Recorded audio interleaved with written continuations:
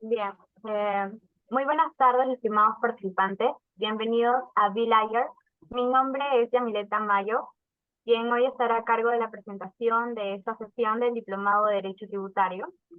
En esta tarde nos acompañará la distinguida doctora Frecia Saavedra Poma, abogada especialista en Derecho Tributario con más de 15 años de experiencia en consultoría legal, corporativa tributaria, cumplimiento tributario, procedimientos y procesos tributarios.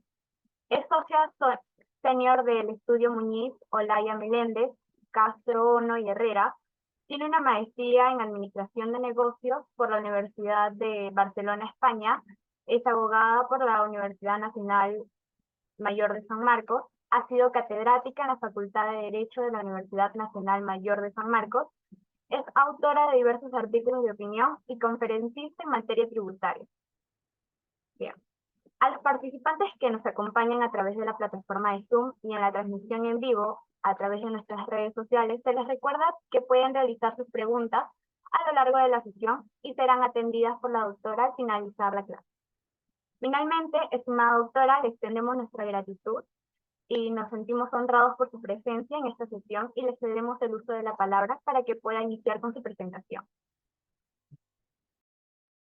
Muchas gracias, Yamilet, por la presentación.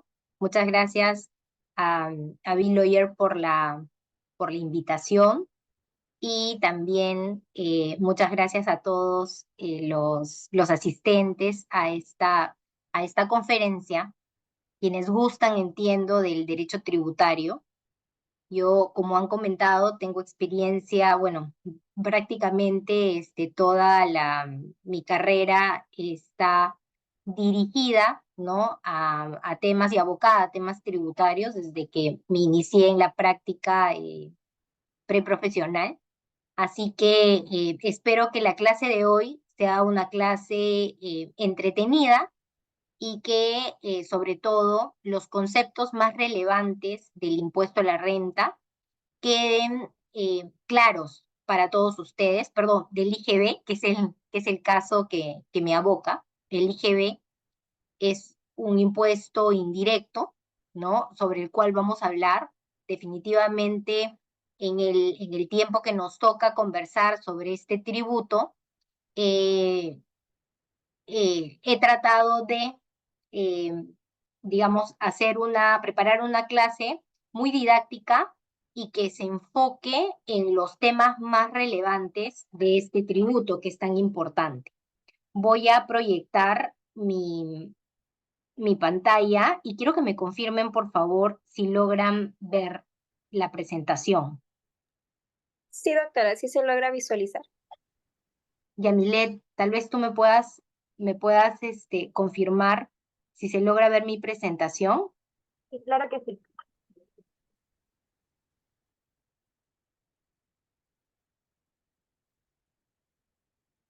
O alguien que esté en la sesión que me pueda confirmar, por favor, si se logra ver la presentación. Doctora, Sí se ve. sí se logra Genial. visualizar. Muchas Sí. gracias. Muchas gracias por sus respuestas.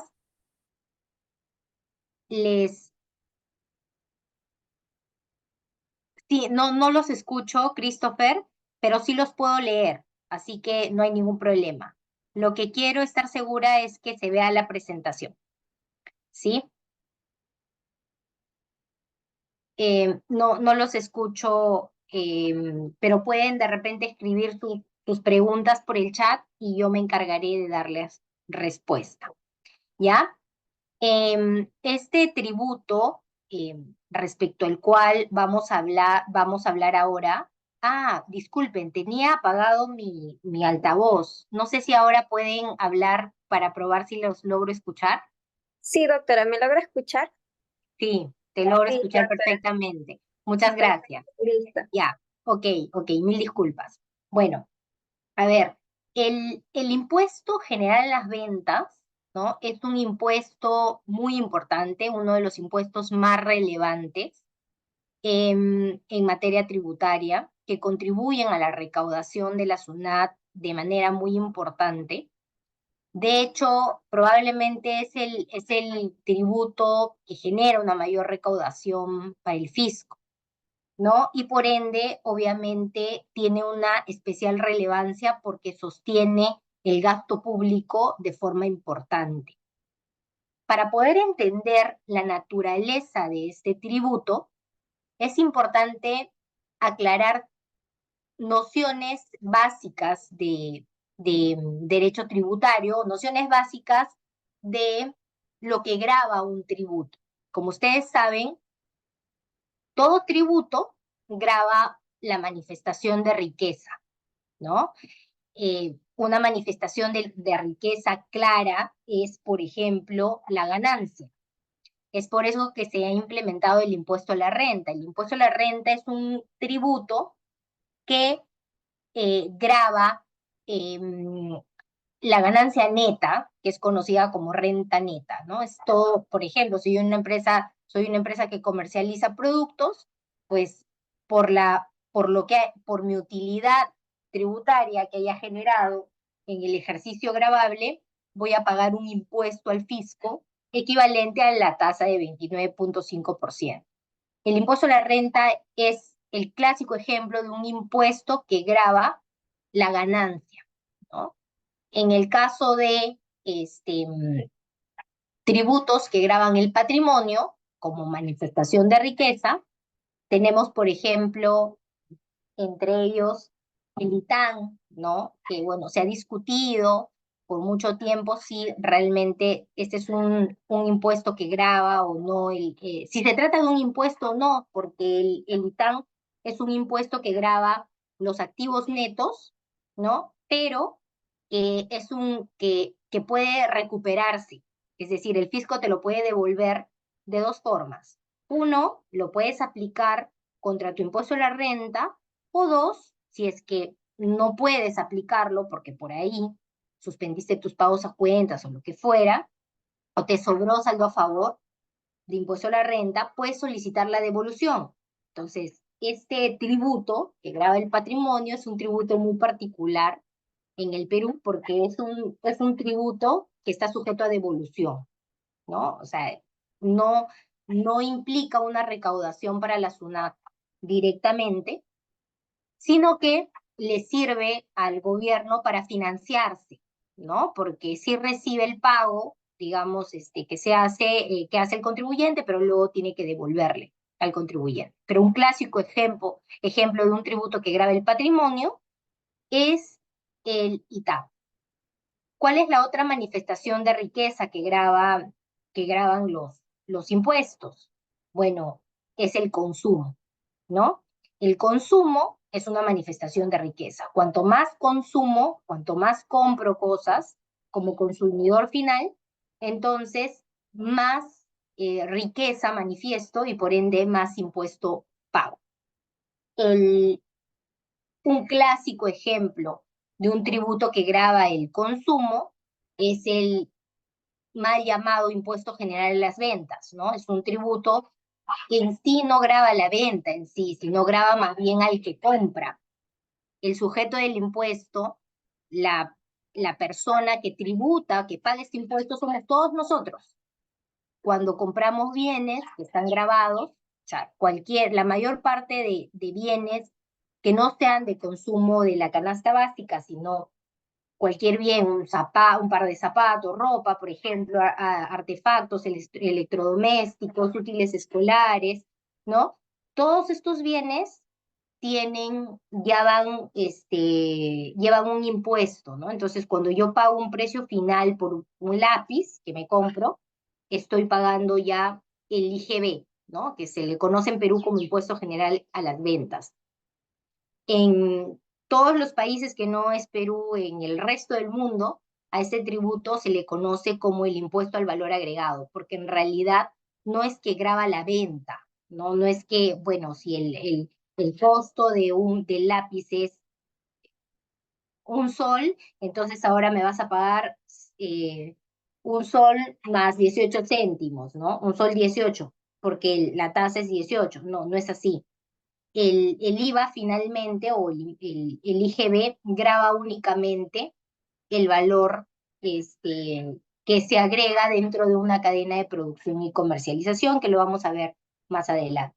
Pero bueno, en el Perú, un clásico ejemplo de un tributo que grava el consumo es el IGB, ¿no? Entonces, en resumen, tenemos tres tipos de capacidad contributiva que están sujetos a gravamen: la ganancia, que lo grava impuesto a la renta; el patrimonio, que lo grava el ITAN; y el consumo, que es gravado por el impuesto general a las ventas. Y el impuesto selectivo al consumo también, que es un tributo que tiene características un poco diferentes, pero que graban el consumo, graban al consumidor final, al sujeto que hace el desembolso o compra. En el caso de la imposición al consumo, como una manifestación de riqueza, el que compra un lápiz, el que compra un electrodoméstico, es porque tiene dinero para adquirirlo, para disfrutar el bien, y esa capacidad adquisitiva se encuentra sujeto a un gravamen, ¿no? ¿Cuál es la naturaleza del impuesto a la renta? No es como el impuesto. ¿Cuál es la naturaleza, perdón, del impuesto general a las ventas?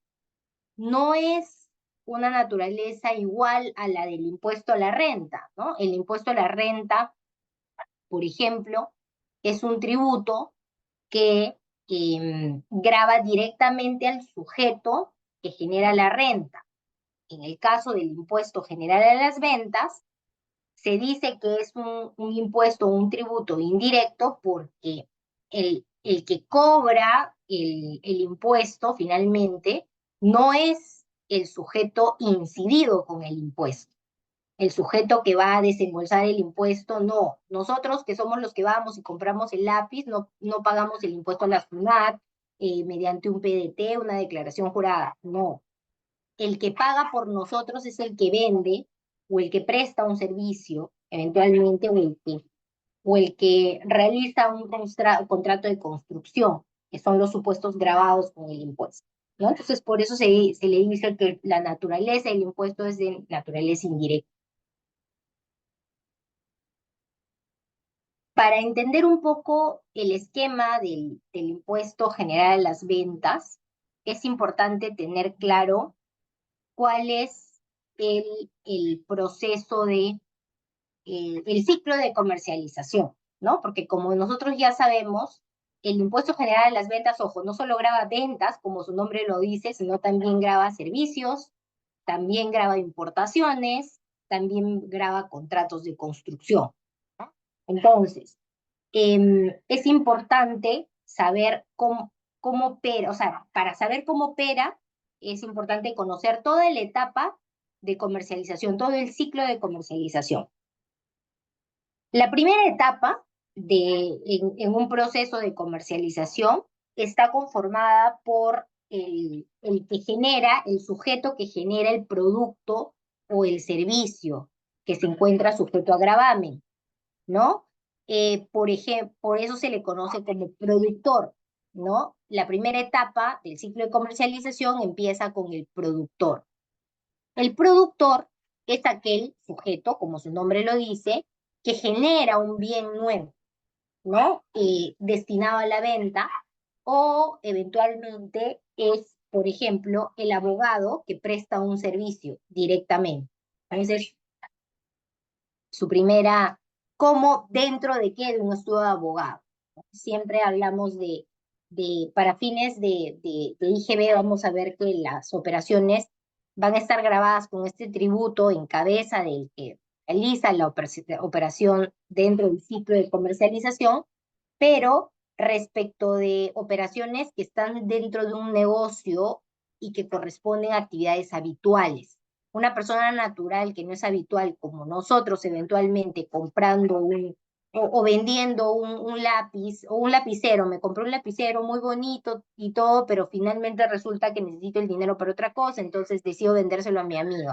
El hecho de vender ese lapicero por una única oportunidad, yo como persona natural no estoy obligada a trasladar un IGB de venta, ¿no? Porque no estoy dentro de todo un proceso de de comercialización. Entonces, la primera etapa siempre va a ser la del productor para el caso de bienes o eventualmente incluso servicios, y los importadores, ¿no? Para fines del IGB, ¿no? Y dándoles un poquito de información, el IGB es un tributo nacional principalmente y grava operaciones nacionales.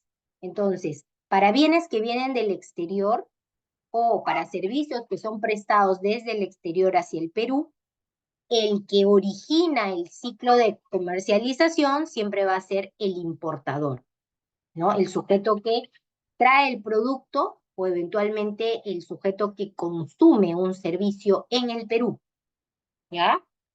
Después de esa primera etapa, que es el productor o importador, viene la segunda etapa, que es la etapa del comerciante o mayorista. El productor le vende el producto que ha fabricado, ¿no? Se lo vende, se lo transfiere a un comerciante o un mayorista. El importador también importa un producto y luego se lo vende al comerciante o al mayorista. Y la tercera etapa, que es la etapa final, es la de que el comerciante minorista que adquiere el producto del mayorista se lo vende al consumidor final. O sea, la venta que hace el comerciante minorista al consumidor final, ¿no? Tenemos entonces que somos nosotros, ¿no?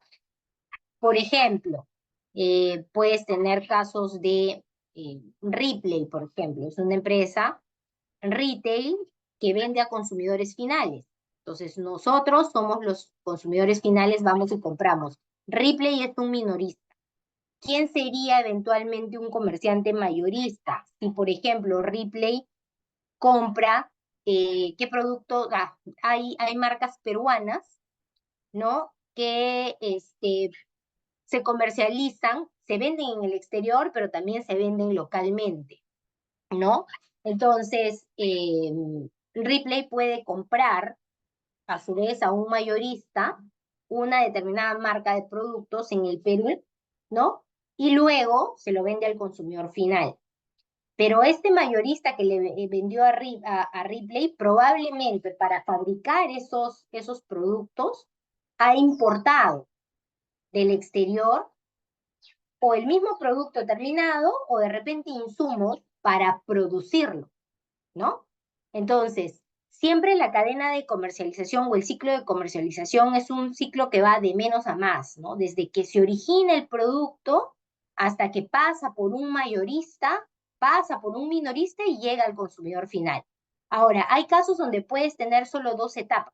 No es que este ciclo de comercialización es un ciclo, digamos, completo, pero tú puedes tener casos en los que el productor vende directamente al minorista, ¿no? Entonces, en esta operación, el productor le vende al minorista de frente y el minorista le vende directamente al consumidor final. En todas las operaciones no es de obligatorio cumplimiento que se den todas las etapas, pero sí podrías tener algunas de estas etapas dentro del proceso de comercialización. De hecho, que la etapa inicial tiene que existir, si no, no va a existir producto, ¿no? Ahora, puede ocurrir que el productor o importador, a su vez, también sea comerciante minorista, o sea, él importa y lo vende directamente al consumidor final. Bueno, ahí solo hay una etapa en el ciclo de producción y comercialización y es válido, se puede dar. Son raros casos, pero por lo general, todo negocio o toda comercialización de productos, por lo general, hablando de productos, tienen estas tres etapas, ¿no? Existen, por ejemplo, los laboratorios, los grandes laboratorios. Estamos hablando de estos laboratorios gigantes que venden estas leches en tarro, por ejemplo, para niños pequeños, ¿no? Que son las fórmulas, las famosas fórmulas. Entonces, ellos, por ejemplo, importan el producto, ¿no? Una vez que importan, estas empresas grandes, ellos no venden a minoristas, sino venden específicamente a los que se les llama, bueno, mayoristas o distribuidores, los famosos distribuidores, los dealers. Entonces, se lo venden a ellos y este distribuidor minorista es el que finalmente, perdón, se lo vende al mayorista, a los dealers, y luego el mayorista se lo vende al minorista y recién el minorista al consumidor final, ¿no?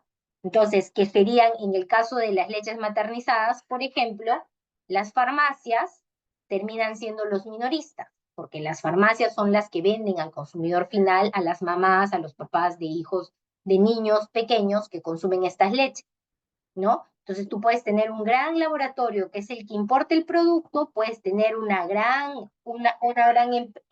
gran distribuidor, y luego puedes tener una cadena incluso de boticas que son minoristas, que son los que transfieren al consumidor final. El IGB es un tributo que acompaña el ciclo de producción y distribución, ¿ya? Siempre. Por eso se le dice que es un tributo que tiene como 3 elementos, ¿no? Que hay que tener en cuenta. Uno de ellos es que su naturaleza es plurifásica. ¿Por qué plurifásica? Porque el IGB graba todas estas etapas.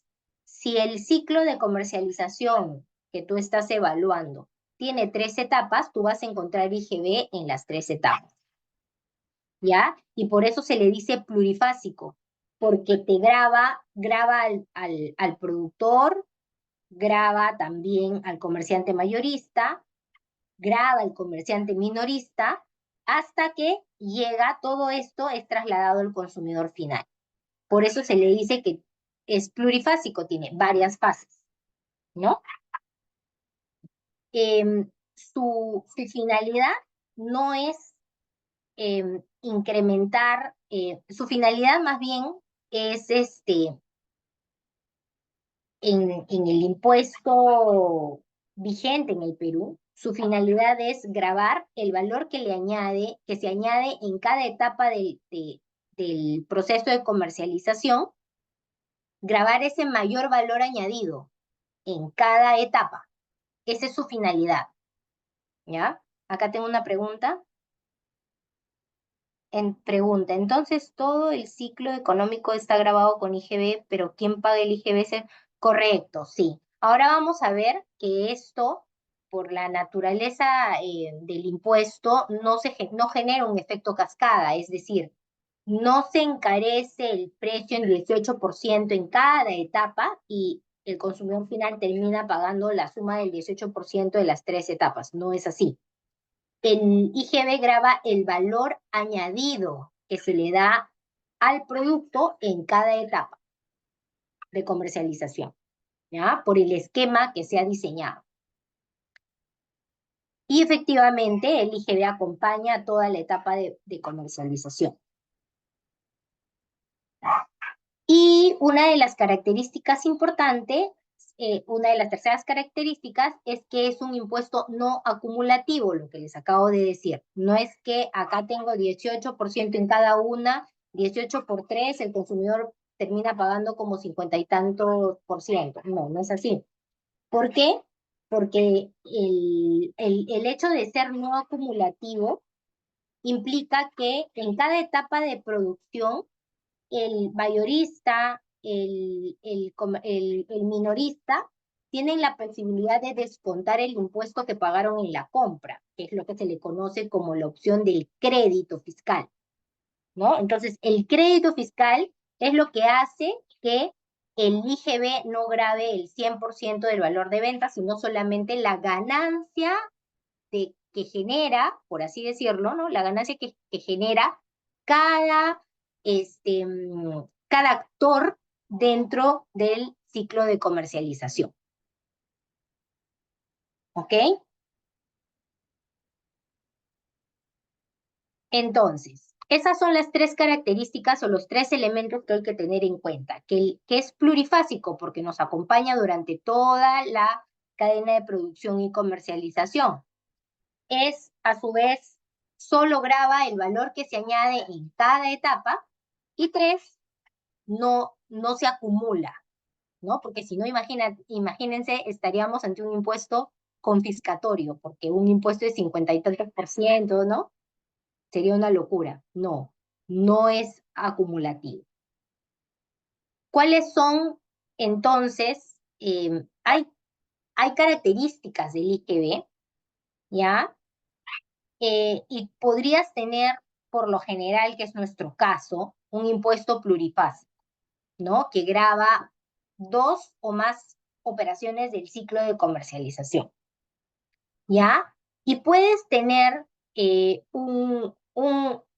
algunos IVAs en algunos países, cada vez son menos. Creo que ahora quedan muy pocos países que tienen el sistema acumulativo, que es lo que les digo, que genera el efecto cascada de que se le suma el 18% en cada etapa de comercialización y eso hace pues inviable cualquier compra, ¿no? Felizmente nosotros estamos en el no acumulativo, ¿no? Porque tenemos el crédito fiscal a favor que descuenta al final, cuando liquidas en el impuesto, si he vendido como 100, tengo derecho a descontar los 50 que compré. Entonces, el IGB solamente voy a pagar entre la diferencia. Los 100 menos 50 sobre 50. Eso es lo que paga la empresa comercializadora, ya sea mayorista o minorista. A ver, acá hay otra pregunta. ¿El crédito fiscal por IGB se determina aplicando la tasa del 18% sobre el valor de compra? Sí, sí, pero teniendo en claro que el valor de compra es distinto del precio de compra, ¿no? El valor de compra es por ejemplo, a ver, lo vamos a ver un poquito más adelante, pero dada tu pregunta para clarificar. Cuando tú vas y compras a Ripley, por ejemplo, un polo, el valor de venta del polo no es el importe total que figura en la factura, que por ejemplo, si el polo te costó 60 soles, esos 60 soles ya incluyen el IGB. A esos 60 soles que tú le vas a pagar a Ripley se le conoce como precio de venta. El valor de venta es los 60 soles menos el 18%. Ese es tu valor de venta. Ahora lo vamos a ver más adelante, que es la base imponible del impuesto. ¿Qué es crédito fiscal? ¿Qué es débito fiscal? Ya. Aquí sí, Almudena, vamos a revisar qué es crédito fiscal y qué es débito fiscal ahora, en un momento. Esos conceptos de crédito fiscal y débito fiscal se utilizan al momento de determinar el impuesto. Ahora, cuando lleguemos a esa parte, voy a responder tu pregunta con mayor claridad, porque antes de esto es importante que tú conozcas el panorama general, digamos, o los otros conceptos del tributo. ¿Estamos? Ya. ¿Cuáles son teniendo claro estos conceptos introductorios, ya? Vamos ahora a trabajar un poco cuál es el ámbito de aplicación del impuesto general a las ventas, es decir, qué cosa grava el impuesto general a las ventas. Bueno, los supuestos que gravan el impuesto general a las ventas o las operaciones que se encuentran grabadas con este tributo son la venta en el país de bienes muebles, ¿ya? Ya les he dicho que en principio la venta de bienes está grabada con IGB, sí, pero en tanto seas habitual. ¿Quién es habitual? Una empresa. Una empresa por tener ya actividad empresarial, ánimo de lucro, de dedicarse a este tipo de operaciones, ya es habitual por naturaleza. También hay personas naturales que podemos ser habituales y también debemos emitir factura con IGB, sí, por supuesto. En el Perú hay mucha informalidad. O sea, si tú ves a estas personas que venden, por ejemplo, por Facebook, que tienen sus tiendas virtuales y venden ropa que traen de Estados Unidos, incluso se las traen en la maleta, o sea, no están importando por el conducto regular, sino en sus maletas, y luego las venden frecuentemente. Ellas son personas naturales habituales que sin haber constituido formalmente su empresa ya deben tributar IGB, pero lamentablemente no lo hacen porque hay mucha informalidad en el Perú. ¿Ya? Característica del IGB es plurifásico no acumulativo. Me falta una característica. Ah, ¿te refieres a esta lámina? la característica que te falta, entonces, en este caso, Almudena, es que graba solo el valor agregado. Son 3 características. Ya. Ahora me voy con servicios. Ahora vamos a ver. Vamos a hablar de servicios en un momento. ¿Ya? Entonces, la venta de bienes, siempre que siempre que se trate de una operación habitual y siempre que la venta se haga en el Perú, ojo, ¿no? O sea, si yo soy peruano, pero vendo bienes en Venezuela o en cualquier parte del mundo que no sea el Perú, no está grabada mi operación, por más que sea una empresa peruana. Siempre tiene que darse la venta de bienes en el Perú. La prestación de servicios en el país que realizan las empresas, ¿no? Si yo, persona natural, por ejemplo, en mi calidad de persona natural, le presto un servicio de asesoría legal a una empresa, yo estaría dentro del ámbito de aplicación del IGB, porque el IGB graba la prestación de servicios en el país. Sí, sí, graba eso, pero graba la prestación de servicios siempre que el prestador del servicio sea una empresa. Entonces, si yo le doy asesoría legal a título personal a un tercero, no debo grabar mi operación con IGB. ¿Por qué? Porque no soy empresa. O sea, una de las condiciones para que la prestación de servicios esté grabada con IGB es que el perceptor del ingreso, es decir, el prestador del servicio, sea una empresa o una persona natural con negocio, ¿no? Que también califican como personas naturales con negocio estas personas que venden en Facebook online y que son informales. Ellas, si prestan servicios, por ejemplo, en la web, deberían también emitir factura con IGB. En cambio, si yo a título personal presto un servicio de asesoría legal a un tercero, yo a título personal no soy una empresa. Yo estoy habilitada a generar más bien una renta de 4ª categoría y tendría que emitir mi recibo por honorario. Y esto es una operación que no está sujeta a IGB, si a renta, ¿no? Entonces, siempre tiene que ser, el prestador del servicio debe ser una empresa, ¿ya? Y dentro de servicios se considera, ¿no? ¿Qué se considera un servicio? Un servicio es una prestación de hacer, ¿no? El servicio implica hacer algo para alguien. Entonces, cuando las empresas tienen prestaciones de hacer, esas prestaciones de hacer siempre van a estar grabadas con IGB. Existen algunas prestaciones de dar que califican como servicios, pero cuando son temporales, que es el caso del arrendamiento de bienes, muebles o inmuebles, y el arrendamiento financiero. El arrendamiento de bienes muebles o inmuebles califica como un servicio. Ni siquiera tendría que haberse precisado, porque yo dentro de la definición de servicio encajaría, pero bueno, la norma lo ha precisado. Y el arrendamiento financiero, que es una venta financiada que te hace un banco, teóricamente, ¿no? Es un financiamiento realmente, pero el banco formalmente te transfiere bienes muebles o inmuebles, este, mm, eh, y celebra contigo un contrato con opción de compra al final del contrato. Entonces, en la primera etapa del contrato, que tú eres arrendatario, el banco te va a emitir facturas por arrendamiento de bienes, pero en realidad es un financiamiento. Pero esas cuotas de arrendamiento financiero están grabadas con IGB.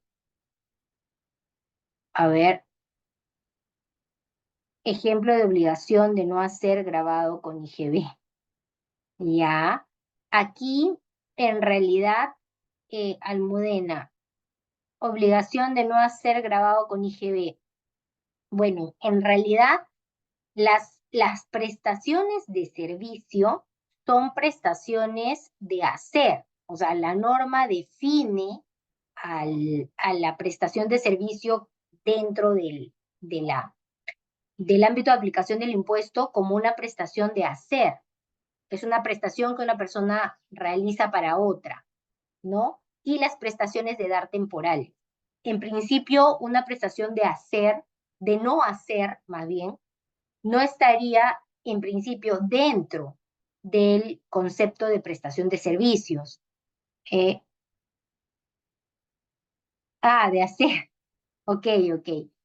Un ejemplo de una prestación de hacer. Por ejemplo, las compañías que brindan servicios de limpieza de edificios. Cualquier empresa de servicios ya está grabada con IGB en las operaciones que realiza con sus clientes, ¿no? Las empresas de servicio, las empresas que arriendan bienes, empresas y estudios de abogado que se constituyen como empresas, donde sí, las personas naturales prestamos servicios, pero prestamos servicios en nombre de una empresa, ¿no?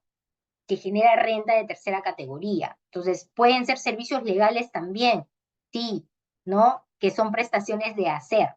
O pueden ser estas empresas que ahora están de moda, todo el tema tecnológico, pueden ser empresas que brindan servicios de programación o soporte de software, ¿no? Te dan por ahí algún licenciamiento, ¿no? Esas son empresas netamente de servicios.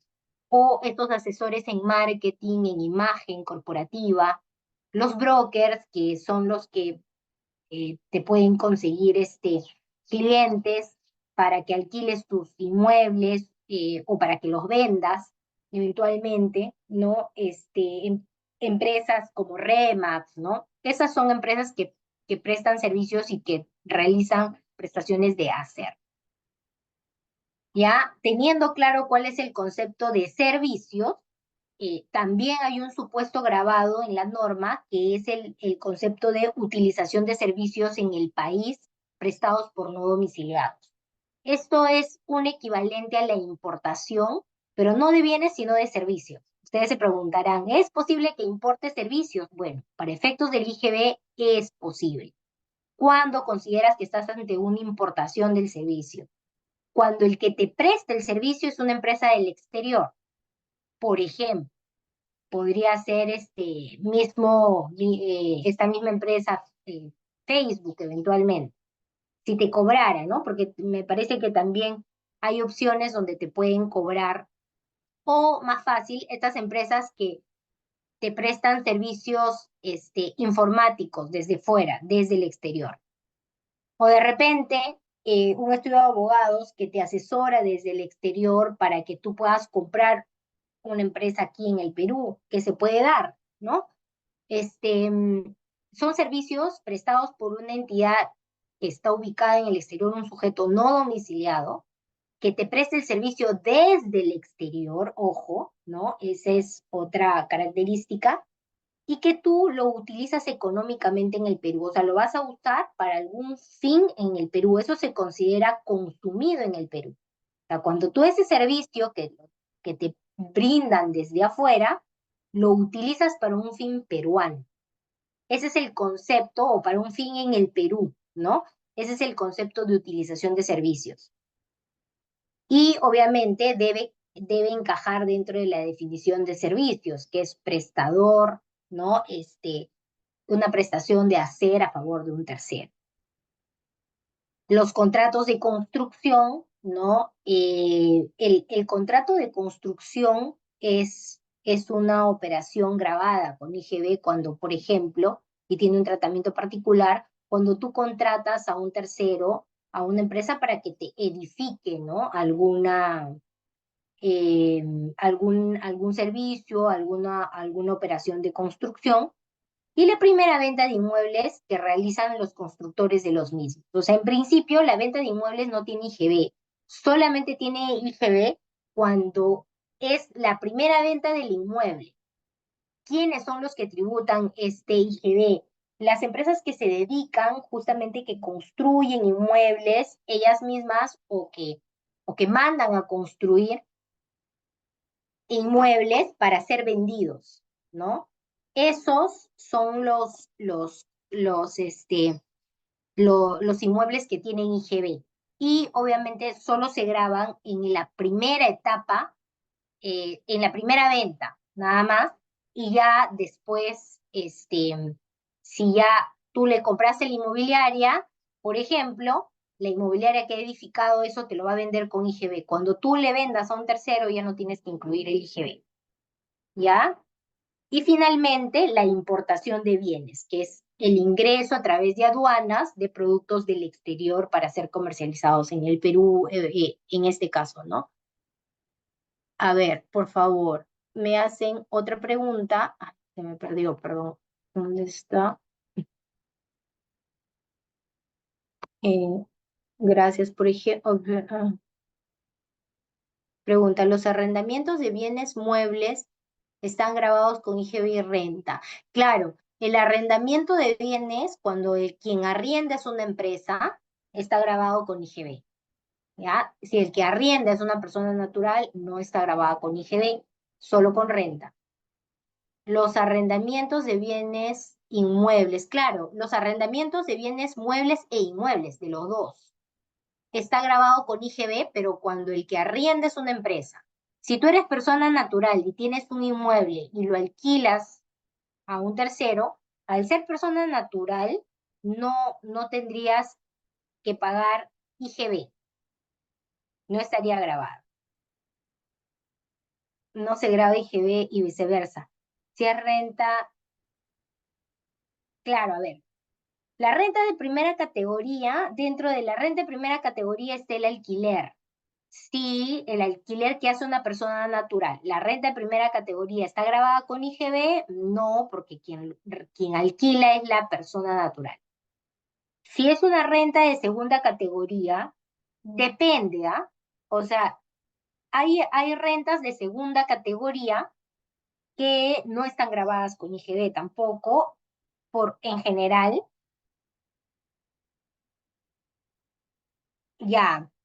A ver, si hacemos un símil, las rentas de primera y de segunda categoría, en realidad son rentas que están generadas por personas naturales que no son habituales.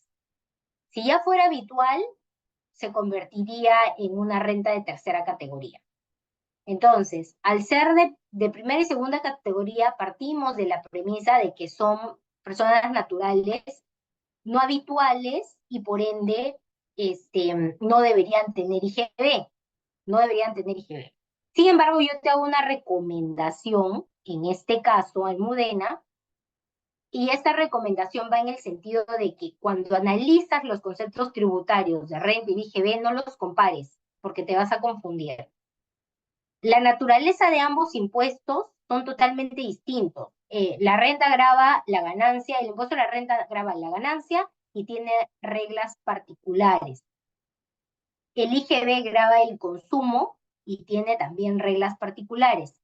Son impuestos que deben ser analizados siempre por separados y de forma independiente, porque son tributos distintos. Antes, te diré, hemos tenido experiencias nefastas de cara a la SUNAT, cuando, por ejemplo, la SUNAT a veces, al hacer esta comparación de renta de primera y segunda, entonces no tiene IGB, llegaba al absurdo de a veces restringir determinados derechos del contribuyente de cara al IGB por aplicarle reglas de renta o viceversa. Y ya el Tribunal Constitucional, el Tribunal Fiscal, en muchas ocasiones han dicho que eso no podemos hacer. Las reglas de los tributos, por reserva de ley, se deben aplicar de forma aislada e independiente a cada tributo. No debemos estar mezclándolos, salvo, y esto también es discutible, que la propia norma te remita, ¿no? Si la definición de servicios te remitiera a la ley de renta, podrías, ¿no? De repente, por ahí, hacer un símil, ¿no? ¿Qué es lo que entiendo tú estás haciendo? Porque en la definición de servicios te dice que para que esté grabada con IGB tiene que ser una renta de tercera categoría, una renta realizada por una empresa, ¿no? Pero podría, de todas maneras, generarse alguna confusión. Así que mejor analizarlos por separado. Una persona natural puede acogerse al RUS por sus ingresos de arrendamiento de habitaciones. En realidad sí, pero te conviene pagar 5% del alquiler, ¿no? La tasa es, o sea, cuando una persona natural alquila un inmueble, la tasa de impuesto a la renta es 5%, si quieres tributar, es mínimo. Buenas tardes, pregunta. El caso de mi proveedor de servicio de otro país, ¿ya? ¿Qué documentos me ayudaría para sustentar ese pago, para determinar el crédito fiscal? Lucy, a ver, si yo tengo un proveedor del exterior, tú necesitas tener, para empezar, siempre es importante tener claro, cerciorarte de que estás ante un proveedor formal, ¿no? Tienes que tener el comprobante de pago emitido del exterior, tienes que tener un contrato y más que eso, tienes que tener evidencia del servicio prestado. En el caso de servicios, lo que la SUNAT suele cuestionar de forma muy frecuente es que a veces no se guarda el sustento del servicio y en los servicios a veces es difícil porque ellos, por ejemplo, te pueden brindar un servicio tecnológico desde fuera, que has tenido un problema con tu servidor y desde fuera le han hecho algunas correcciones a tu sistema y lo que fuera, y ya resolvieron el caso. A ti lo que te importa es que te solucionaron el tema de la web, por ejemplo, de tu sistema, ya funciona, ya eso es lo que te importa, pero ¿qué evidencia has guardado de que te han prestado un servicio? ¿No? Entonces, es importante recabar, por ejemplo, la comunicación y tratar de tener comunicación por escrito entre las entidades a través de correos electrónicos, por ejemplo.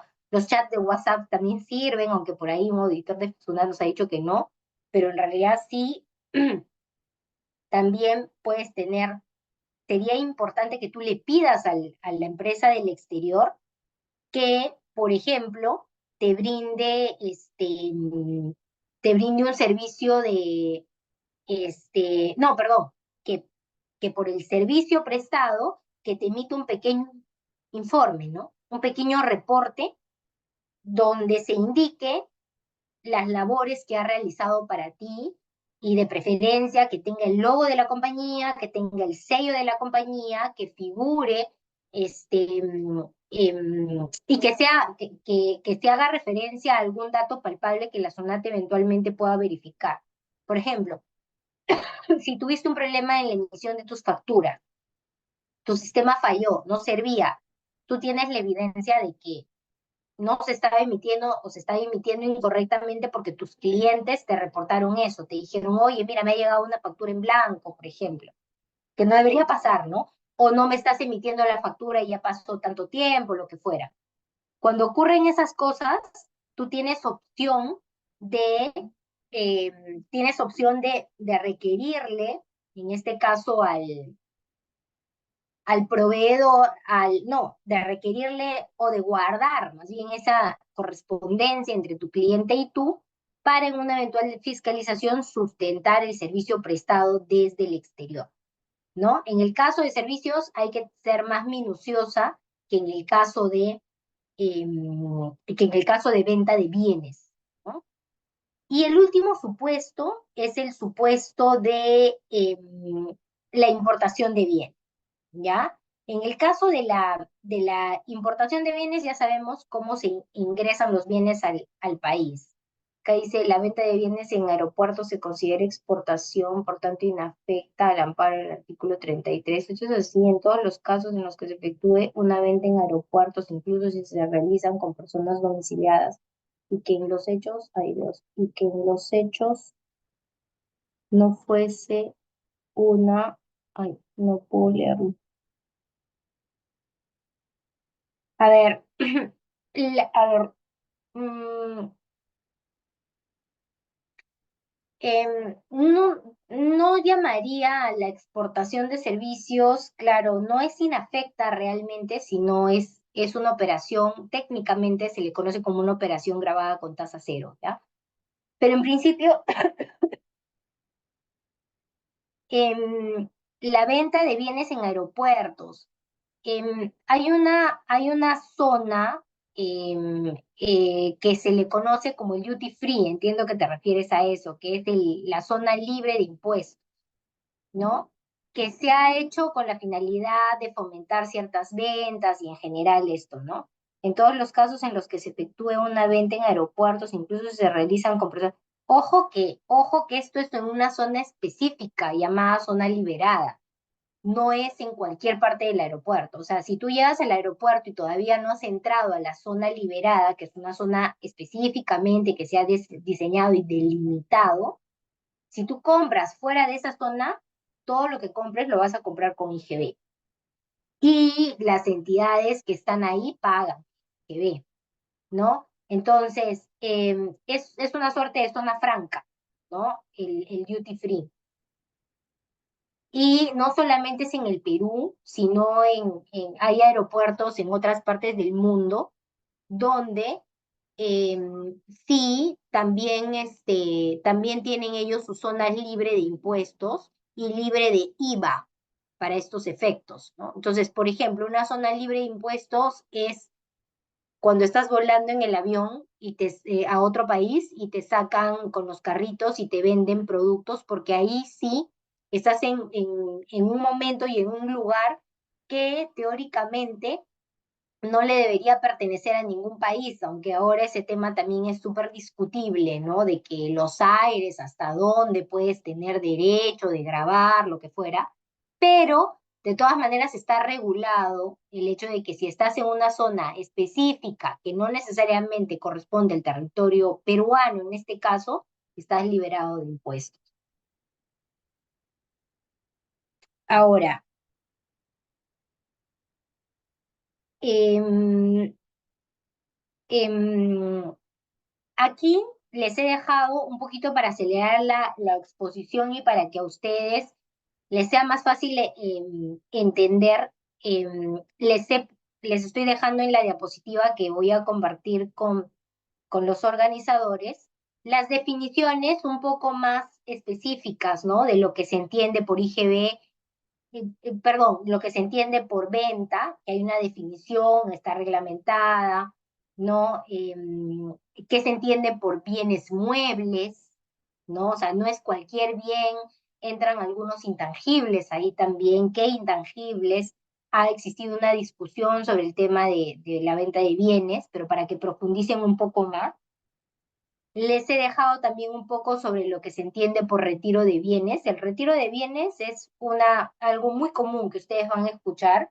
El retiro de bienes es una entrega gratuita de bienes. Por ejemplo, retiro de bienes es cuando tú vas a un supermercado y te regalan productos para degustar. O sea, no para comerlos ahí, bueno, esos también es un mini retiro, pero son retiros de bienes. Pero esos te regalan sachet, sale una nueva mayonesa, te la regalan, ¿no? Ese tipo de entrega de bienes gratuitas se le conoce como retiro de bienes, porque estás sacando los bienes, ¿no? Entonces, en principio, el retiro de bienes está grabado con IGB, es decir, si una empresa regala bienes, está bien que lo regale, que no cobre, pero tiene que pagar el IGB como si lo estuviera vendiendo, ¿ya? Hay algunas excepciones, que acá lo estoy detallando en la diapositiva, que hay algunas condiciones que tienes que cumplir para que el retiro de bienes no esté grabado con IGB, ¿no? Que, por ejemplo, tú puedes tener la entrega de bonificaciones, es decir, compra dos, lleva uno, llévate uno gratis, ¿no? El 2 por 1. O paga uno y lleva dos más bien, ¿no? O el 3 por 2, ¿no? Pagas dos, llevas tres.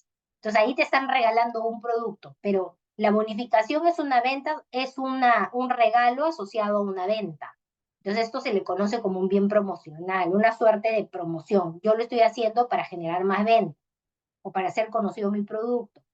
Entonces, en esos casos, la norma, en ciertos casos, como en las bonificaciones, te dispensa de que el vendedor no tenga que pagar el IGB por ese bien que está regalando.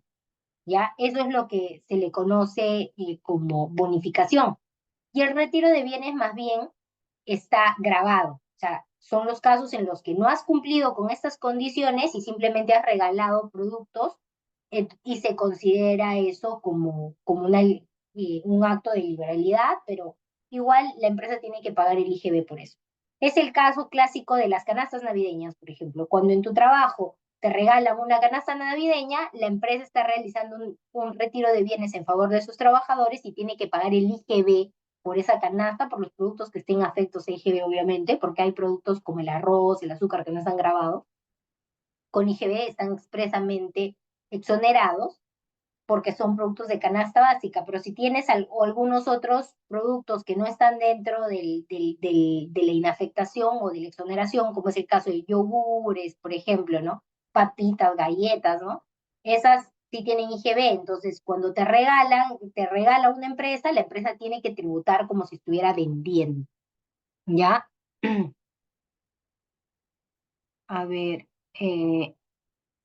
doctora, si tengo una empresa, a ver, vamos en orden, creo que estoy perdiendo la venta de, a ver,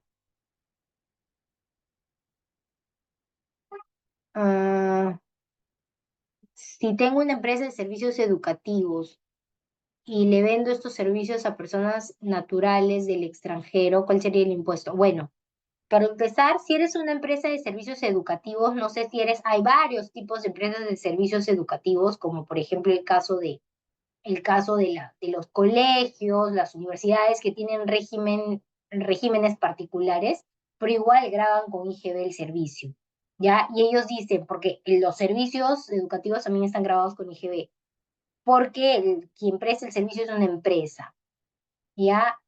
A personas naturales del extranjero, ¿ya? Si el servicio lo estás prestando en el Perú, o sea, es decir, si tú en el Perú estás dando la capacitación o lo que fuera, entonces esto va con IGB. Por más que el usuario sea no domiciliado, porque el servicio lo estás ejecutando en Perú, ¿no? Recuerden que para que califique como servicio, el servicio tengo que ejecutarlo en Perú. Y este sería el caso. Para estar dentro de una exportación de servicios, habría que reunir otras condiciones para que esta operación esté grabada con tasa cero, ¿no? Este, que podría ser el caso de que tú prestas, por ejemplo, un servicio educativo en el Perú, pero lo puedes prestar eventualmente, lo prestas, por ejemplo, a través de la web, ¿no? Es un no domiciliado, lo prestas desde el Perú hacia el exterior, o sea, sale. Por más que tú estés sentada dictando acá, pero ya al hacerlo a través de una plataforma ya es diferente, ¿no? Porque no puedes materializar ahí. El tema tecnológico ha cambiado un poco los cimientos de las definiciones, pero te ayuda a decir que tú estás exportando el servicio porque el servicio es consumido y empleado en el exterior por el no domiciliado. Si es ese caso, ahí podrías decir que no está grabado. ¿Qué es intangible? Bueno, los bienes intangibles son, por ejemplo, las marcas, ¿no? O sea, un ejemplo clásico, ¿no? Los bienes intangibles son bienes inmateriales, ¿no? ¿Y cuáles son los bienes inmateriales? Entre ellos, por ejemplo, que tenga valor, ¿no? Te digo, podría ser una, sí, sí, Lira, ¿ya? Entonces, estaba hablando del intangible. En el caso del intangible, los bienes intangibles son aquellos bienes inmateriales, ¿ya? Pero que tienen un valor económico, principalmente, ¿ya? Entonces, estos bienes intangibles que están grabados con IGB, por ejemplo, son una marca. La marca de un producto, Coca-Cola. Coca-Cola es una marca reconocida a nivel mundial y que, claro, o sea, tiene un valor económico súper importante. Si Coca-Cola vende su marca a quien sea, una persona natural o quien sea, la marca registrada en el Perú, esa venta está grabada con IGB. Ustedes tienen su marca Deloyer, probablemente sí tiene un valor económico importante, eventualmente. Entonces, si un día quieren vender su marca, esto va a estar grabado con IGB. Obviamente, la marca tiene que estar registrada en el Perú, ¿no? A ver, acá dice, doctora, ¿cómo se graba tributariamente la venta de una persona jurídica peruana a personas naturales al extranjero. La venta, pero ¿qué grabaría? ¿Una exportación te refieres? Porque si yo, la venta de bienes se hace siempre por aduanas, ¿no? Se exporta. Si sale a través del sistema de aduanas, es una exportación y esa no tributa. Las exportaciones no están, se consideran que están grabadas con tasa cero, ¿no? ¿Cuál es el régimen tributario más conveniente que quiere abrir una empresa en USA para distribuir sus productos, pero el dinero debe ser repartido a Perú para ser invertido?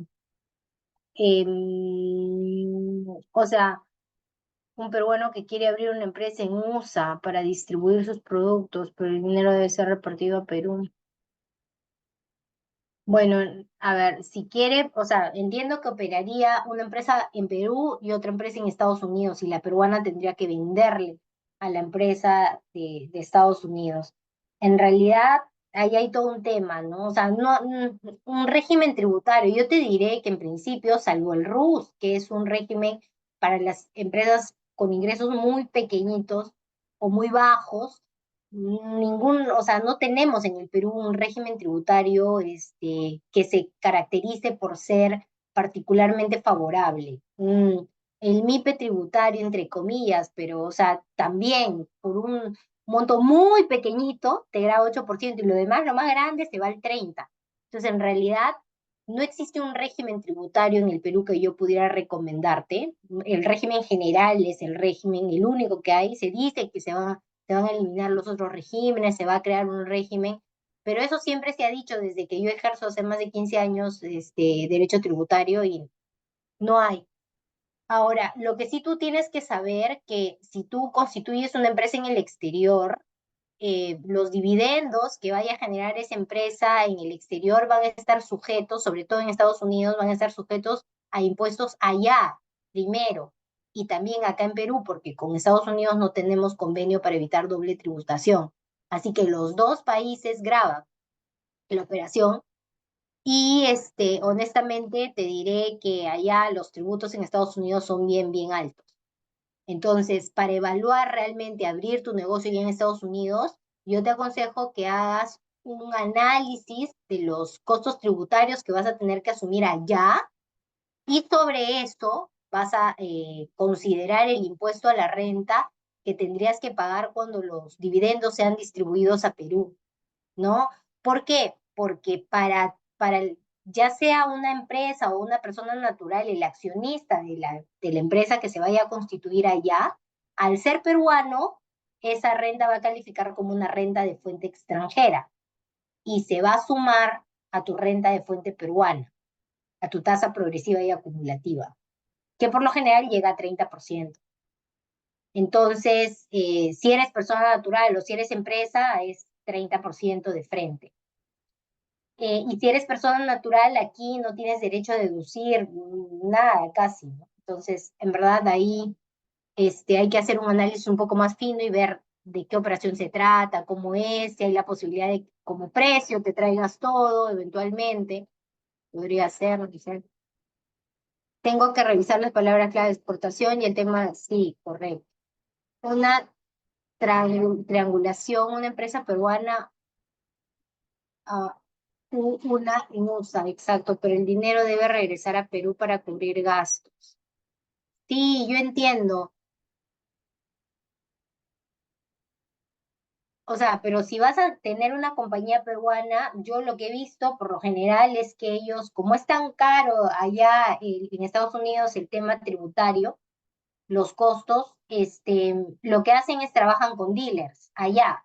Entonces, la empresa peruana exporta y vende directamente a la empresa del exterior y la empresa del exterior es la que se encarga de vender afuera, ¿no? Entonces, tú básicamente tu utilidad la haces en Perú haciendo la exportación, nada más, ¿no? Entonces ya la otra se encarga de la logística, de vender y de los tributos allá en Estados Unidos. Si tú solo exportas hacia Estados Unidos, no tienes que pagar tú como exportador un tributo adicional. Hablo de... Ajá. Pregunta, ¿los intangibles son considerados bienes muebles? Sí, los intangibles, pero no todos. no todos los intangibles, solo los derechos de propiedad intelectual, ¿no? Y la norma te dice y similares. Ya se zanjó la discusión de que si eran todos o solo los similares a la propiedad intelectual, solo los similares a la propiedad intelectual. Por ejemplo, un derecho de llave, cartera de clientes, ¿no? Esos están grabados con IGB y son consideradas intangibles. Luego, hay prestaciones de servicio que se exceptúa la operación. Sí, claro, hay algunas excepciones que también lo estoy poniendo acá, que están fuera del ámbito de aplicación o que han sido exoneradas o inafectas, ¿ya? Que lo vamos a comentar acá. Acá les estoy dando un poco más de detalle en las diapositivas. Son 54 diapositivas, un poco difícil que en 1 hora y media lo podamos completar, pero les estoy dejando para que ustedes lo revisen, ¿no? Todo lo que se entiende por retiro de bienes, incluso jurisprudencia del Tribunal Fiscal sobre ese tema, los servicios también, ¿ya? La utilización de servicios y jurisprudencia, porque en el caso de utilización de servicios ha sido muy discutido tener claro dónde se ejecuta, dónde se consume el servicio, dónde se realiza el primer acto de disposición, ¿no? Y lo mismo por primera venta de inmueble, importación y contratos de construcción, ¿ya? Y yo ahora quiero ahondar un poco en lo que es el nacimiento de la obligación tributaria. O sea, más o menos teniendo claro el panorama general de cuáles son las operaciones gravadas, tengo el tema del nacimiento de la obligación tributaria. ¿Cuándo se considera, cuándo nace la obligación tributaria? Cada supuesto gravado tiene un momento diferente para que se genere la obligación de pagar el tributo, ¿ya? En la venta de bienes te dice, ¿cuándo? Cuando se emite el comprobante de pago, de acuerdo a lo que indica el reglamento, o cuando se entrega el bien, lo que ocurra primero. O sea, cuando el que vende el bien tiene la obligación de pagar el impuesto a la SUNAT, cuando emite el comprobante de pago o cuando entrega el bien, lo que ocurra primero. En el retiro de bienes, cuando se genera el retiro de bienes, es decir, cuando se entrega al público los bienes gratuitos. En la prestación de servicios, también, cuando se emite el comprobante de pago o cuando te paguen y por el monto que te paguen. Si te pagan por partes, ¿no? En los contratos de construcción, cuando se emite el comprobante de pago o cuando percibas el ingreso, es decir, cuando te paguen, ¿no? En la primera venta de inmuebles, cuando percibes el ingreso y por el monto que percibas, sea total o parcial. En la primera venta de inmuebles no interesa si se emite o no el comprobante de pago, basta con que te paguen. Si te pagan, ya estás obligado a tributar. Y por la importación de bienes, en la fecha en que se solicita el despacho o consumo de la mercancía. Entonces, es bien importante tener en cuenta el momento en que yo estoy obligado a pagar el IGB. Y ahí hay una distinción con renta, ¿no? ¿Qué pasa si yo voy a prestar, mi empresa va a prestar un servicio y me pagan por anticipado el 100%, pero yo todavía no he prestado el servicio? ¿Ya estoy obligado a pagar el IGB? Sí, estoy obligado a pagar el IGB en el momento en que me pagan el 100% de la retribución, aun cuando yo no haya prestado el servicio. Ojo. Entonces, es bien importante tener en cuenta el nacimiento de la obligación tributaria. Y ahora vamos un poco a lo que es la base imponible del IGB. ¿Sobre qué monto, que era una pregunta que me hacían, sobre qué importe determino el impuesto a la renta, ¿no? En realidad es el valor del bien, ¿ya? O sea, nosotros llamamos valor del bien al monto que el empresario que vende bienes determina, oye, me costó 50, quiero ganar, o me costó 100 soles, para hacerlo más fácil, quiero ganar 100%, wow, voy a venderlo a 200, ¿no? Si quiero ganar 100%, 100 me costó, 100 mi ganancia, y ahora tengo que pagar el IGB, ¿no? ¿Sobre cuánto pago el IGB teóricamente? Sobre todo el monto que estoy que estoy considerando, ¿no? Que sería 18%. De 200, que es el precio al que voy a vender, sería 36%. 36 soles. 236 soles sería lo que yo tendría que cobrar a mi cliente, ¿no? Por la operación de venta. Esa es la base imponible del IGB. ¿Cuánto me van a pagar por el bien? ¿Cuánto me van a pagar por el servicio? ¿No? Sino que acá, muchas veces, como no tenemos no tenemos la buena práctica de hacer, de pagar IGB, muchas personas, por ejemplo, creen que el precio, que la base, que existe un solo elemento, ¿no? Que es precio de venta.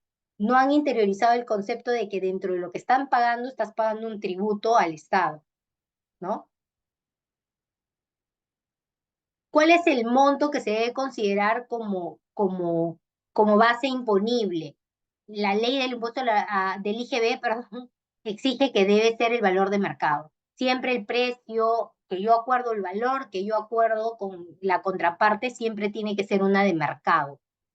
El reembolso de gastos no es una operación grabada con IGB y eso hay que tenerlo claro porque a veces se confunde mucho, ¿no? El reembolso es, eventualmente yo compro 100 para mi empresa vinculada, hago gastos por 100, me volteo, me dan a mí el comprobante de pago, yo me volteo, le refacturo por 100, le emito una factura por 100 y recupero la plata, ¿no? Entonces, eso se conoce como, perdón, como reembolso y eso no está grabado con IGB. ¿Mm?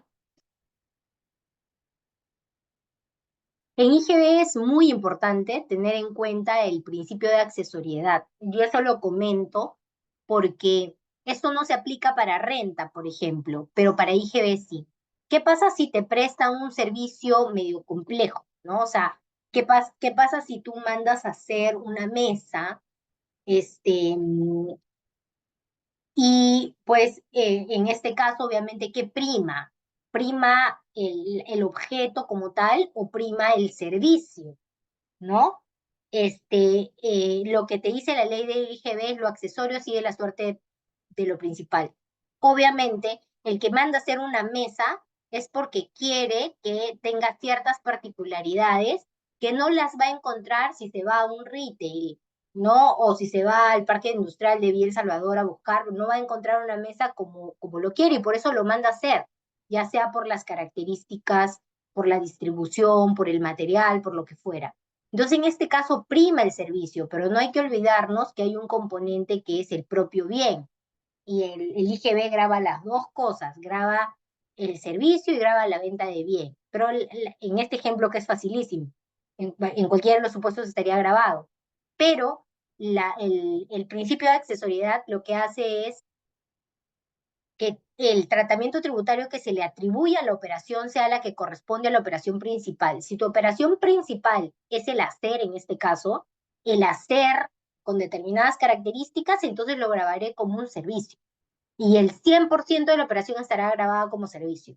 No es que tengo que decir, ya, el trabajo, el diseño y todo esto, que sería el hacer, todo lo que ha diseñado, ¿no? Específico para mí, vale como 100 y los materiales valen como 70, entonces 100 lo voy a grabar como servicio y 70 como venta de bienes. No, la regla de accesoriedad te dice que lo accesorio sigue la suerte del principal, que toda la operación la voy a tratar como una sola y como un servicio, porque prima lo principal, ¿no? Y lo accesorio sigue la suerte, sigue el mismo tratamiento de lo principal.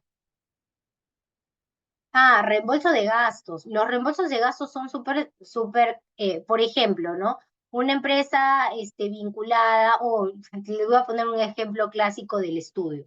El estudio dice, tiene sus clientes y su cliente le dice, oye, tú asume los gastos de pasajes, de movilidades, de viáticos, del personal para un proceso en Iquitos y yo le voy a reembolsar. Entonces el estudio asume esos gastos por cuenta del cliente, pide facturas, obviamente a nombre del estudio, paga los gastos y luego voltea y le dice a su cliente, gasté 1.000 soles en estos viáticos, acá están las facturas por 1.000 soles, ¿no? Que están a mi nombre, Estudio Muñiz, y yo te emito otra factura a ti, empresa ABC, por 1.000 soles también por reembolso de gastos, donde básicamente lo que va a hacer el cliente es devolverme los 1.000 soles que yo gasté, pero para que pueda deducir el gasto, tiene que tener un comprobante de pago a su nombre, y yo le emito el comprobante de pago a su nombre. Ese es un reembolso, ¿no? Tanto que me preguntaban sobre crédito fiscal, ahora por fin llegamos, y espero se logre comprender. ¿Ya? Como habíamos dicho, el impuesto tiene la naturaleza de que te otorga un crédito, es decir, no es acumulativo. Entonces, si yo vendo 100 camisas por 1.000 soles, debería generar un IGB de 180 soles, ¿no? Pero yo a la SUNAT no le voy a pagar los 180 soles porque yo voy a tener derecho al crédito fiscal que me otorgaron todas las compras grabadas con IGB que hice asociadas a estas camisas, ¿no? Es decir, destinadas a la venta de camisas. ¿Qué puede ser? El mismo costo de la camisa. Si yo soy un minorista y compré a un mayorista, si de repente yo he vendido por 1.000 soles, las camisas me pueden haber costado 700. Entonces yo 300 teóricamente tengo de ganancia, ¿no?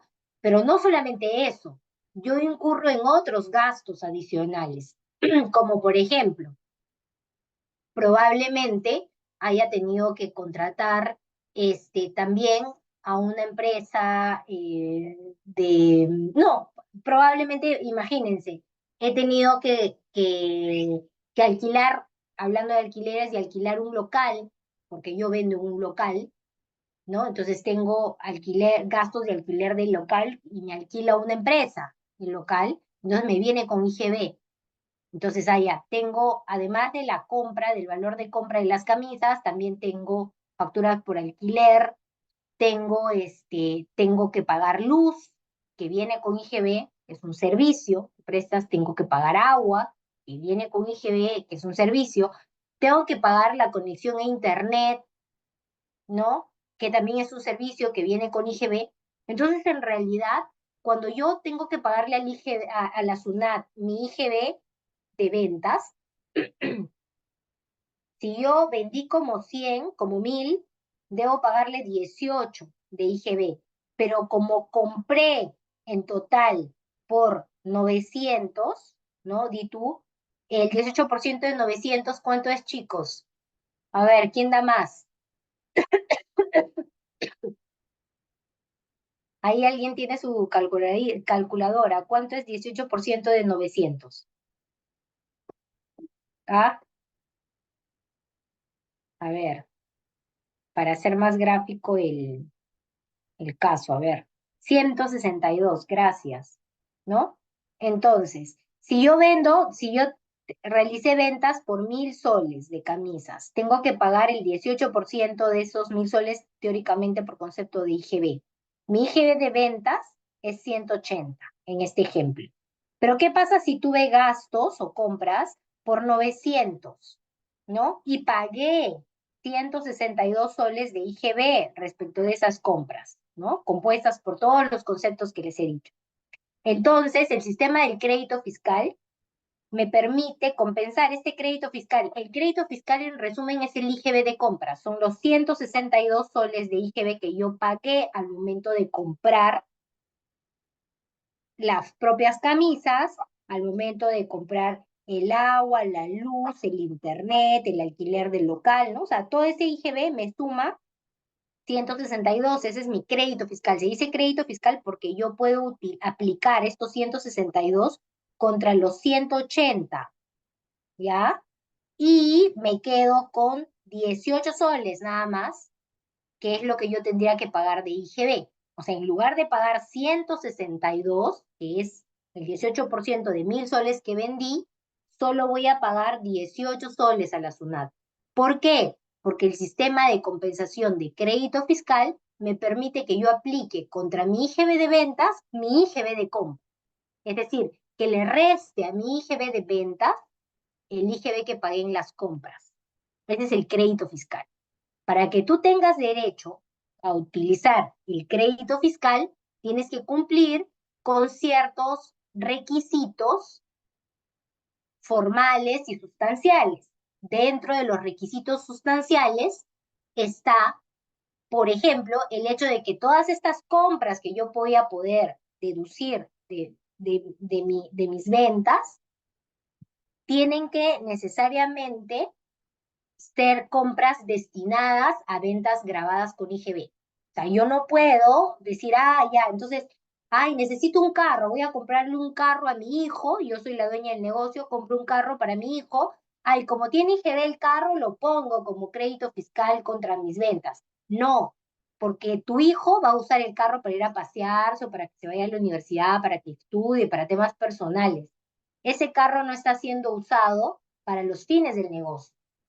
Si ese carro lo hubieses comprado para que distribuya tus productos, ¿no? Tus camisas, por ejemplo, ahí sí podrías aplicarlo como crédito fiscal, porque está destinada a la venta de tus productos, al giro de tu negocio.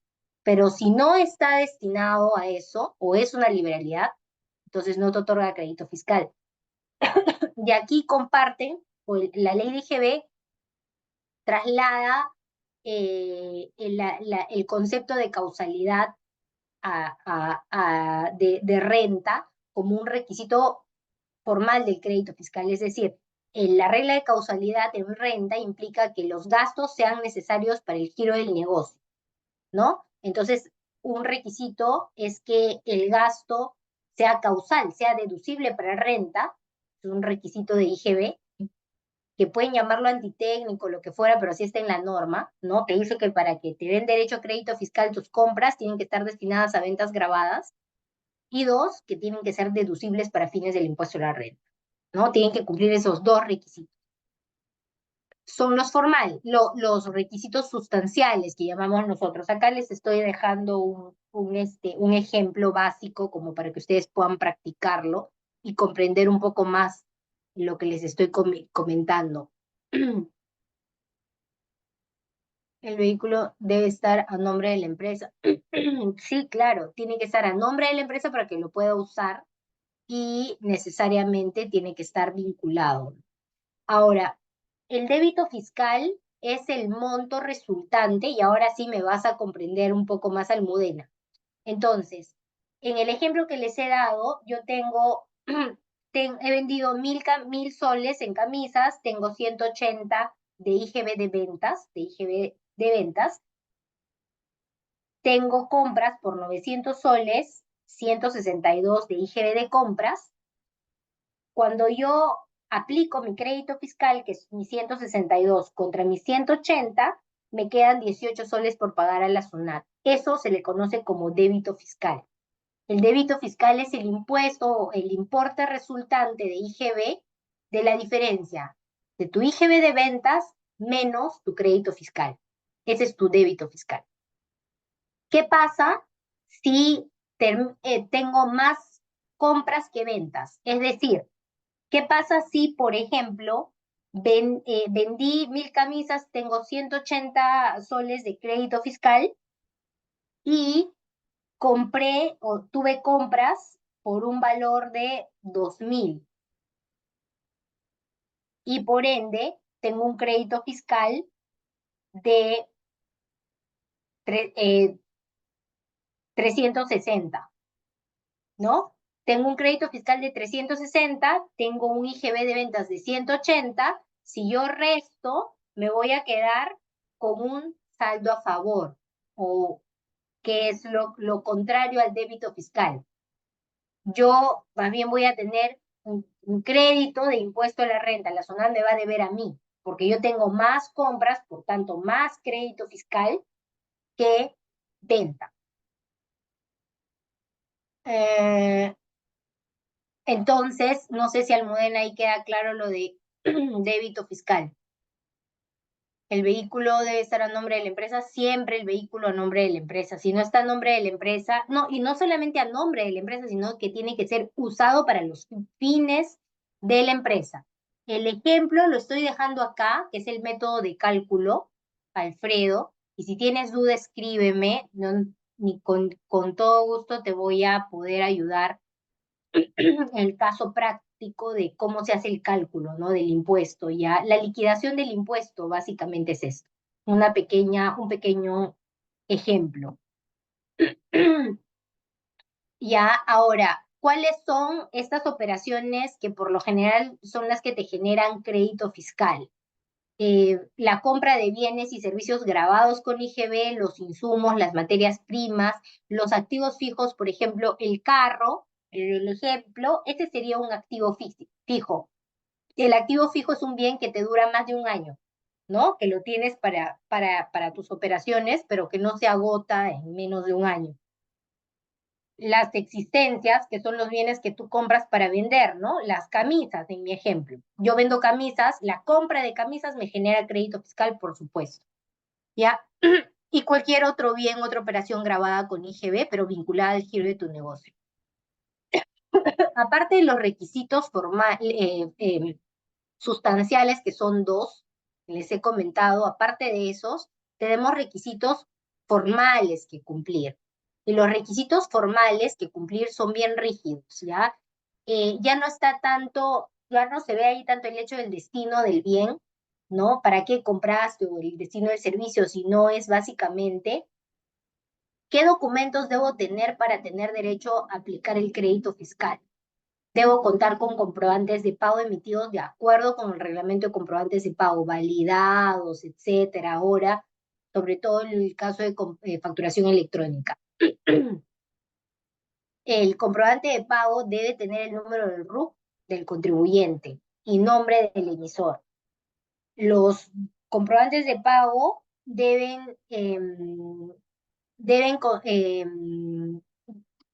el formulario donde conste el impuesto. Ah, claro. En el caso de la utilización de servicios, el comprobante de pago que te emitan del exterior, además de la constancia de haber pagado el impuesto, debe estar anotado en el comprobante de pago, perdón, en el registro de compras, ¿ya? Ahora, se debe consignar todo comprobante de pago en el registro de compras, ¿no? Por lo general, ese es el registro tributario donde se lleva el control de todas las adquisiciones grabadas con IGB. Ahora, también hay dentro, entre otros requisitos, está el requisito de bancarizar. Todas las operaciones este, eh, que superen los $800 deben pasar por el Sistema Financiero Nacional a través de cualquier medio de pago aprobado por por el Sistema Financiero Nacional. No estoy hablando de transferencias bancarias, cheques, usar siempre un medio de pago.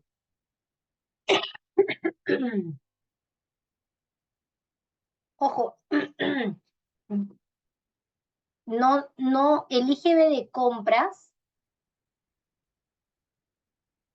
no, el IGB de compras sí es crédito fiscal y el IGB de ventas no es débito fiscal. El débito fiscal es la diferencia entre el IGB de ventas menos el crédito fiscal. Cuando tienes un impuesto por pagar, a eso se le conoce como débito fiscal. Cuando tu IGB de ventas es mayor que tu IGB de compras, generas un débito fiscal. Sí, sí, sí, son $500. De acuerdo, Lucy. Y aplicación del crédito fiscal. Eh, em, los retiros de bienes que tienen, ¿qué pasa? Cuando tú grabas el regalo que haces a tus trabajadores, que se le conoce como retiro de bienes, cuando tú grabas esa operación, ese IGB de ventas que tú asumes por el regalo, no lo puedes deducir como gasto-costo para fines del impuesto a la renta. Entonces sí te sale caro, ¿no? Hacer regalar, si es que, si es que generas, ¿qué es activo fijo? El activo fijo es un bien que puede ser material o inmaterial, o sea, puede ser un intangible o puede ser también un bien material que tiene un tiempo de vida mayor a un año, ¿ya? Y por ende no está destinado y es adquirido por la compañía para permanecer en ella por más de un año y no ser vendido. La diferencia entre activo fijo y existencia, por ejemplo, es que la existencia tú la compras para vender. Un ejemplo para diferenciar ambos conceptos. En el caso de que estuviésemos, por ejemplo, ante una empresa que vende helados, ¿no? La máquina heladera, que es lo que te permite hacer helado, es un activo fijo, porque es una máquina que te va a durar más de un año y es una máquina que tú la usas obviamente para generar tus existencias, que son tus helados, que los produces exclusivamente para vender. Tú no vendes máquinas heladeras, tú usas las máquinas heladeras para vender helado. ¿Hay casos en los que las máquinas heladeras pueden ser existencias? Sí, una empresa que se dedica a vender máquinas heladeras, puede tener esa máquina heladera como una existencia y no como un activo fijo. En resumen, para que tú le des la naturaleza de activo fijo, tienes que ver cuál es su destino. Si tú has comprado el bien para venderlo, entonces no es un activo fijo. Si has comprado un bien para que permanezca en tu compañía por más de un año en la generación de tus operaciones, ese es un activo fijo, ¿ya? Y un ejemplo de activo fijo de un intangible, ¿no? Que se considera un activo de duración larga, ¿no? Por ejemplo, softwares que tú puedes haber diseñado son intangibles que pueden calificar como un activo también de duración larga. Bueno, muchas gracias a ustedes. Ya me pasé 5 minutos de su tiempo. He intentado resumir lo más que he podido y tratar de ahondar en los temas más relevantes del tributo. Muchas gracias a ustedes por la oportunidad. Y más bien voy a compartir con los organizadores esta ponencia para que ustedes puedan acceder a ella y de repente aclarar algunas dudas y ustedes tendrán ahí mi correo, si desean me pueden escribir y para poder absolver las dudas que ustedes necesiten. Muchas gracias por su participación y sobre todo por participar tan activos en la reunión, la han hecho bastante amena. Muchas gracias. Bien, muchas gracias, estimada doctora, por su presentación. Fue muy dinámica y comprensible. Le hacemos llegar los saludos del público que nos acompaña hoy por Zoom y por la transmisión en vivo en nuestras redes sociales. Eh, Bien, estimada doctora, a nombre del ilustre Colegio de Abogados de Huánuco y todo el equipo de B-Layer, le extendemos nuestra total gratitud por su participación en este diplomado y esperemos contar con usted en futuros eventos académicos. Muchas Muchas gracias. gracias. Muy amable. Ok. Estimados participantes, con ello hemos finalizado la clase de hoy. Recordar que quienes estén interesados por adquirir el certificado pueden inscribirnos al interno y bueno, tengan buenas noches y hasta la próxima.